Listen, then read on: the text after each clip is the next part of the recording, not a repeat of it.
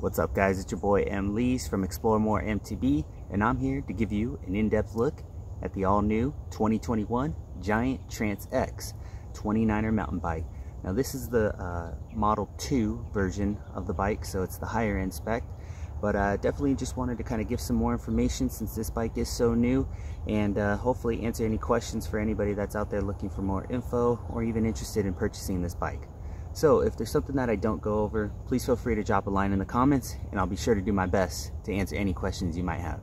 Alright, so before we get into things, I want to go ahead and give a little bit of background about myself and where I am with my progression of mountain biking so that you can get a better idea of why I chose this bike. So let's get into it. So I've only been mountain biking for about a couple of months, haven't been really biking that long, but kind of when the whole COVID situation happened, I really needed something to kind of help me get outside, get some good exercise, and then also connect with nature. So what I did was went down to the local bike shop. I ended up buying a Giant Talon 2, which is an entry-level hardtail. And so I started riding anywhere and everywhere that I could. I grew up riding motocross and BMX, so being on two wheels is something that's very comfortable for me. But honestly, I really forgot how much fun it was to be back on a bike. Ended up connecting with a bunch of friends and even family that I didn't even know rode, and started hitting some of the local trails and got a taste of what SoCal has to offer as far as mountain biking, and I immediately found love. There are so many different types of trails out here. We are definitely blessed. We have lots of different type of chunky trails, flowy trails, lots of great descents. So you know, I kind of knew pretty quickly that I was going to have to invest in something a little bit more capable when it came to a bike that could perform on some of these trails. So shortly after, I started looking around, doing a lot of research, and ended up deciding on the Santa Cruz Hightower. Went down to the local bike shop, ordered the Hightower, and it was supposed to come in later this month in August, and I ended up ordering it probably like middle of July. I recently got a phone call from the bike shop letting me know that there was a delay with the Hightower and it was pushed back to October. However, at the same time, the bike shop owner had let me know that he actually just got a fresh batch of the Giant Trance X. Now, I didn't even know that this bike was coming out. I don't think a lot of people did. It seems like Giant right now is just trying to push bikes out and it really investing a lot of time in marketing, which is good for them because there's a lot of demand right now. Hey Mom! The meatloaf! We want it now! The meatloaf! And not a lot of supply, so they're just trying to get bikes out to the bike shop so that people can buy bikes and get out there. And so like I said, I didn't even know that this bike was coming out. So when the owner of the shop told me, he was able to hold one for me and do me a solid until I could get down there. And as soon as I went down there and checked it out, looked at it in person, and got a chance to look at the specs, and I was really impressed. It's definitely got some high-end specs on it, some great suspension, and it was actually a little bit cheaper than the Hightower. So I ended up pulling the trigger and taking the bike right then and there, and so that's why I'm making this video, so I can give you some more information and some first impressions. So let's go ahead and get into the details and we'll break down exactly what this bike has to offer. Alright, so the Giant Trance X 229er. So this, like I said, this is a brand new model for Giant entering their lineup for this year, and it separates itself from the original Trance 29er because this bike actually offers 135 millimeters of travel in the back and 150 millimeters of travel up front, whereas the original Trance offers 115 millimeters of travel in the back and 130 millimeters of travel up front. So that is going to be one of the bigger differences between this Trance X and the regular Trance model. So it's going to give you a little bit more room to play with just in case things get chunky or a little crazy. You have that extra travel to kind of help bail you out. And so that was one of the things that really led me to really considering this bike. Is I definitely wanted something that could climb well and descend just as well. So with those specifications, it really puts this bike in that all mountain range when it comes to a category. So it's definitely sits higher than the Trance when it comes to the travel, but just below the Enduro model, which is the Giant Rain. So there are also some other upgrades or changes to this bike. Now, Giant kind of has jumped on board with the current trend and is now offering a flip chip on this bike, so you are able to adjust the geometry a little bit. Now I'll go ahead and put up the specs as far as what the flip chip does and what it looks like in the high setting versus what it looks like in the low setting, but it does give you some adjustable geometry, which is kind of, you know, really cool from Giant, which is known to kind of be more of a conservative brand when it comes to messing with geometry and coming out with new things like that. So good on them for kind of getting with the times and giving some of their buyers a little bit more options when it comes to you know, when they decide on a bike. Now, some of the other things that are different is the actual geometry of the bike by itself. So it's definitely going to have a steeper seat tube angle and a slacker head tube angle. So again, giving you some good posture for when you're climbing up those ascents, and you are going to have some good, you know, geometry when it comes to the downhill portion as well. So let's go ahead and start talking about some of the details and the specs of this bike. So we're going to go ahead and start off on the front end.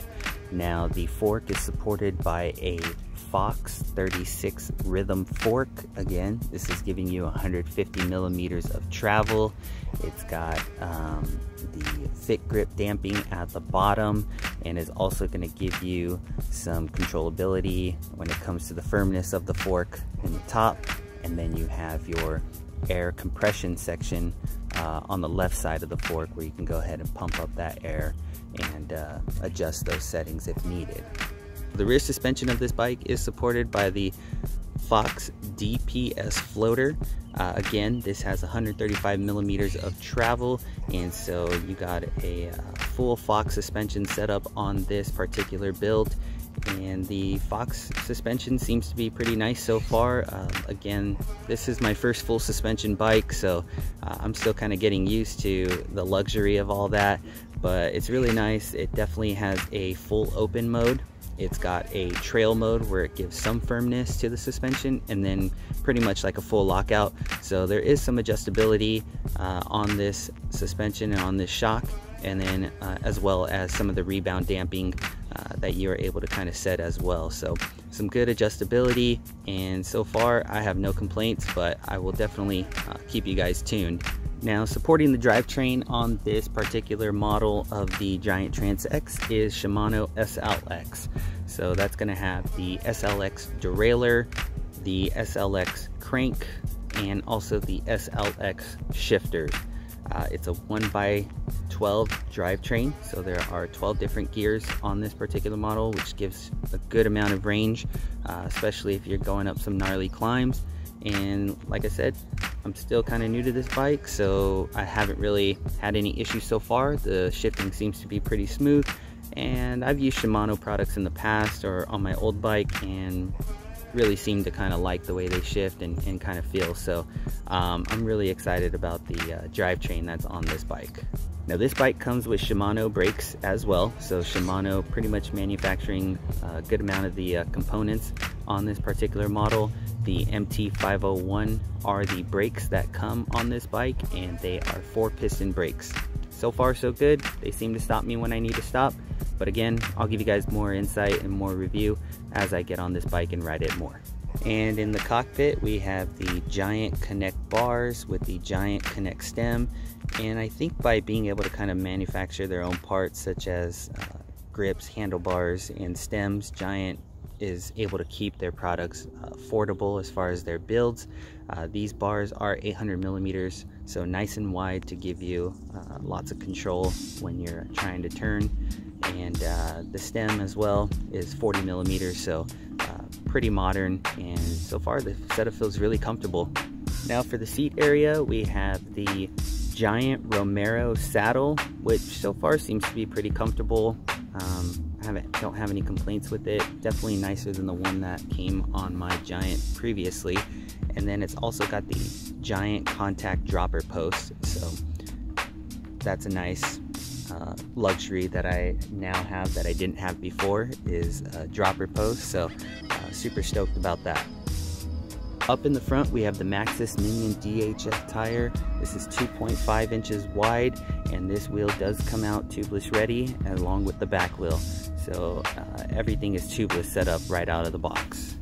For the rear tire, we have a Maxxis Dissector, 2.4 inches wide, and again, tubeless ready right out of the box. One of the things that really caught my eye about this bike when I first looked at it was the frame. The paint is beautiful on it. It's got this really nice kind of forest green with some sparkle added to it, or a metallic kind of finish, and then it's finished off with a little bit of black accents around the seat tube and then also around the chainstay in the back. So it just kind of gives a little bit of accent to it, but that green is beautiful. In the sun, it kind of almost has like a chameleon look to it, where it kind of gives off some glares of purple and some nice shimmery tones, and so one of the things that is really nice about this bike is going to be the paint. I do think Giant did a great job by making this bike look beautiful and appealing to the eye. And Giant did a great job of just adding some nice accents as well. You'll see there's a really nice protector around the chainstay, so a nice chain guard protector there to really kind of help with, you know, not only keeping the frame in good condition, but it also keeps the bike really quiet. The couple times I've ridden it, this bike is very quiet when it comes to the chain slap, and then there's also a really nice guard on the down tube to also give some protection in that area of the frame. So again, some really nice accents by Giant, and just kind of adding to the quality of this bike. All right, guys, well, that's our in-depth look at the 2021 Giant Trance X 29er. Thanks again for checking out this video. I hope I was able to answer some of your questions. Again, if there's anything that I missed, please feel free to drop a line in the comments, and I'll try to provide you with as much information as possible. Be sure to stay tuned. I'll definitely be uploading some video of this bike in action, and then in a couple of months or so, I'll definitely put out a full-length review to give my thoughts about this bike and to let you know if it's met my expectations. But I'm really excited, super stoked to get this thing out on the trails more, and yeah, stay tuned, definitely more to come. That's it from me. Remember to always explore more, and if you had a good time and you liked this content, please give me a like and subscribe. Really appreciate it, and everybody take care, stay safe, stay blessed. Peace.